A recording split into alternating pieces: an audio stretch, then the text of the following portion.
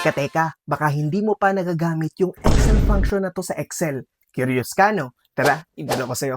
Akala may sample data na ako dito ng pangalan, number sa column B. Under sa column C, nandyan yung clients ko. Gusto ko mag-reflect dyan yung mga name at number sa column C para sa name, sa column D para sa number. Ayan o. So, ito si Shelton dito sa clients, tapos ito si Lawery dito ulit, tapos yung number, yung contact number nila dyan. Kung ganyan yung ginagawa mo, nako, maabutin tayo ng siyam-siyam at OTY pa tayo. So, nag-undo muna ako dito, pakita ko na sa inyo.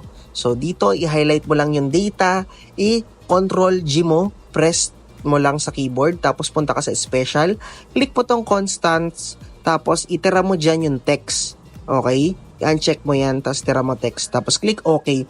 Hin-highlight niya, i-Control C mo na, at i-paste mo dito sa clients mo na category. Nakita nyo? Basic, di ba? Tapos, i-highlight mo naman ulit ito para sa ating contact number. I-Control G mo lang ulit para pumunta ka sa go to, special, constant. Itira mo ngayon dito yung numbers. Okay? Tapos, click OK mo lang yan. Highlight nyo yung mga numbers. Control C. I-paste mo na dito. Control V.